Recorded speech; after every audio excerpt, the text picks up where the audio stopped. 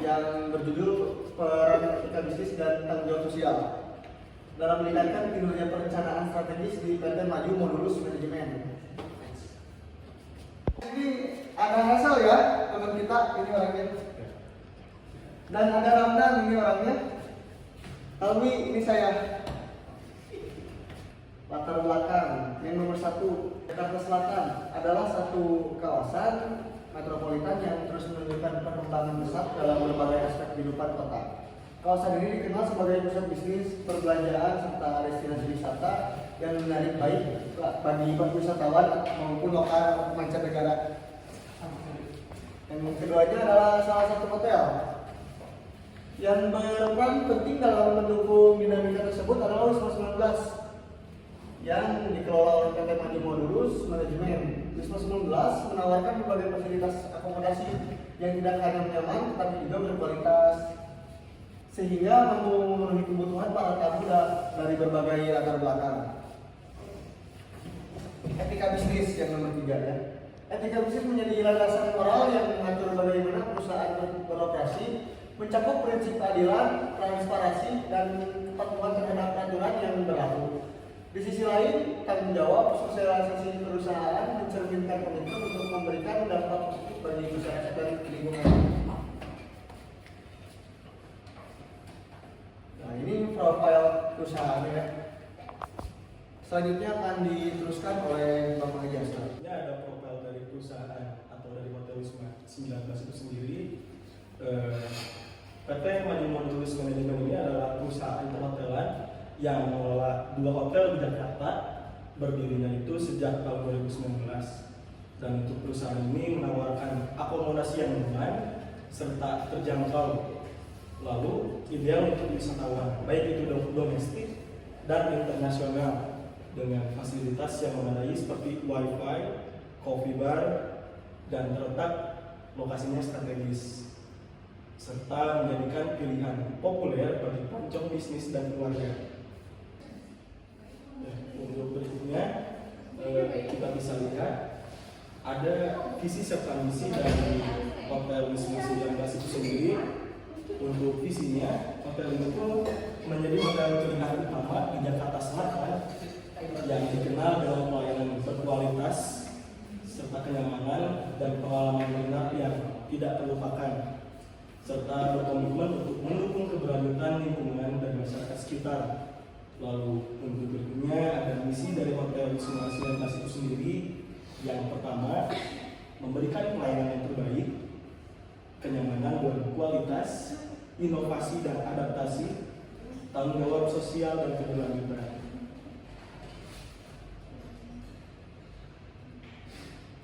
Dan selanjutnya ada pun rumusan masalah. Dari rumusan masalah ini kita bisa lihat ada 3 rumusan masalah. Yang pertama, bagaimana PT Maju Modulus Manajemen mengintegrasikan etika bisnis ke dalam perencanaan strategis. Lalu yang kedua, apa saja program tanggung jawab sosial yang telah diimplementasikan. Lalu yang terakhir, bagaimana dampak integrasi etika bisnis dan CSR terhadap keberlanjutan dan kinerja perusahaan itu sendiri.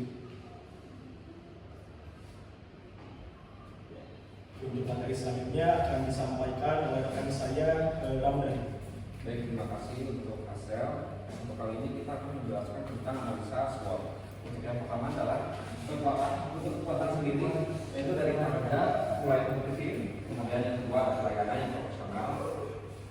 Yang ketiga adalah fasilitas pelayanannya juga sudah mulai meningkat. Yang pertama dari kualitas produknya, kemudian ada SDM karyawan sudah mulai ditingkatkan.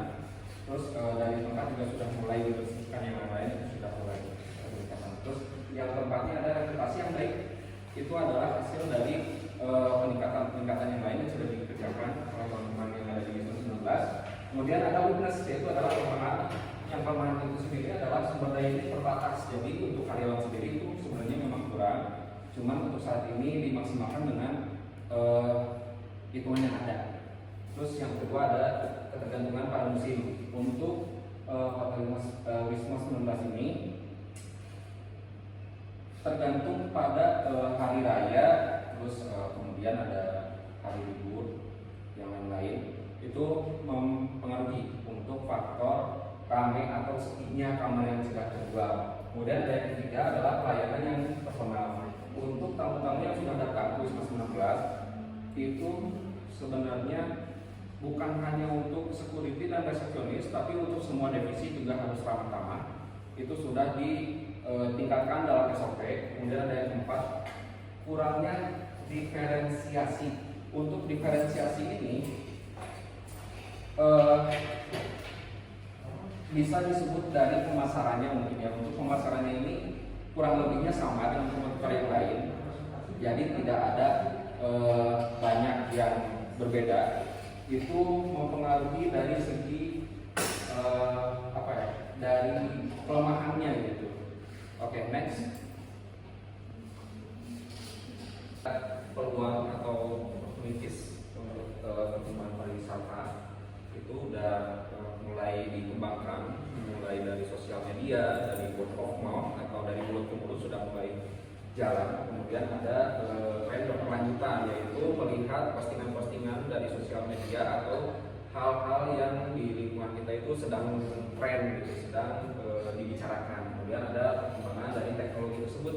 Untuk perkembangan dari teknologi dari dulu itu memang dari Wisma 19 ini tidak ada orang yang mengelola untuk menjadi konten kreator, tapi untuk saat ini sedang dikembangkan kembali. Sedikit-sedikit sudah mulai jalan. Kemudian ada dari kemitraan dengan bisnis lokal, yaitu dari pihak Wisma 19 ini sudah bekerja sama dengan usaha lokal, yaitu COVID-19 juga sama.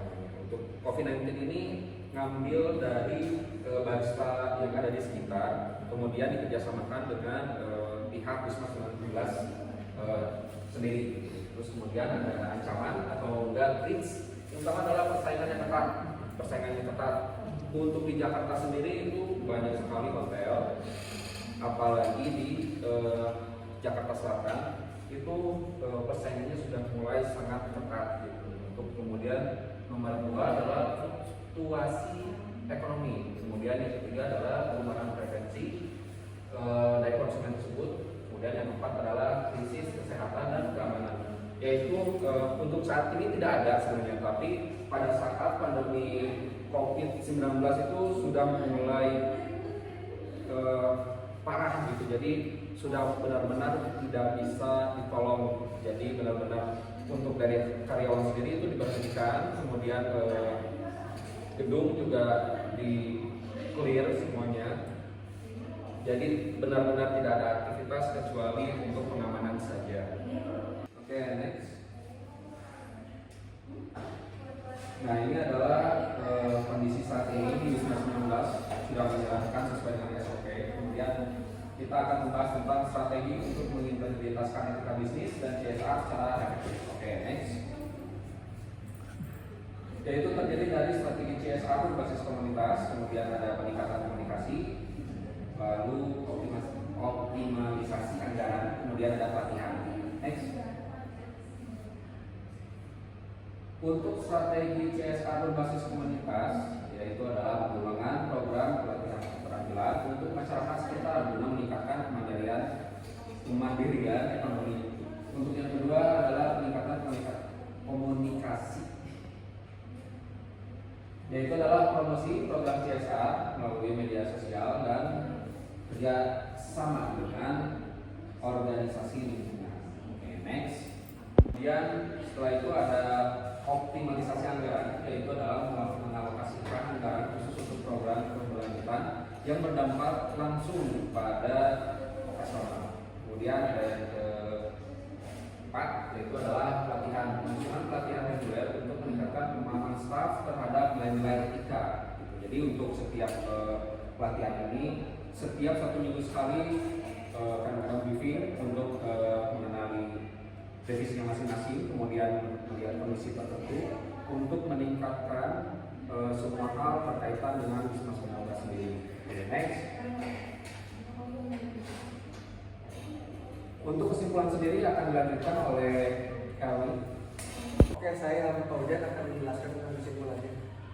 Penelitian ini telah menganalisis peran etika bisnis dan tanggung jawab sosial perusahaan CSR dalam meningkatkan kinerja perencanaan strategis di PTN Lulus Manajemen, khususnya di Hotel Wisma 19. Integrasi etika bisnis dan CSR terbukti memberikan dampak positif terhadap keberhasilan operasional dan reputasi perusahaan, serta meningkatkan loyalitas pelanggan. Next.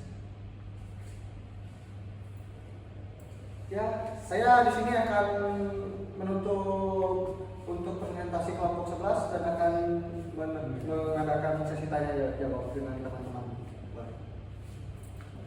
Ada yang mau bertanya untuk kelompok 11? Saya ingin bertanya untuk kelompok 11, apa sih ini yang dimaksud dengan etika bisnis di bidang perhotelan? Kayak yang sekarang mungkin kita tampung dulu, kemudian kita akan melakukan untuk sesi tanya jawab yang kedua. Untuk yang kedua, ada yang mau bertanya? Saya izin bertanya, untuk kelompok 11, pertanyaan saya adalah apa contoh praktek etika bisnis di bidang perhotelan? Oke, baik, terima kasih untuk pertanyaannya, mungkin akan kita jawab. Terima kasih. Saya akan menjawab pertanyaan di kelompok 3 dari Fitri.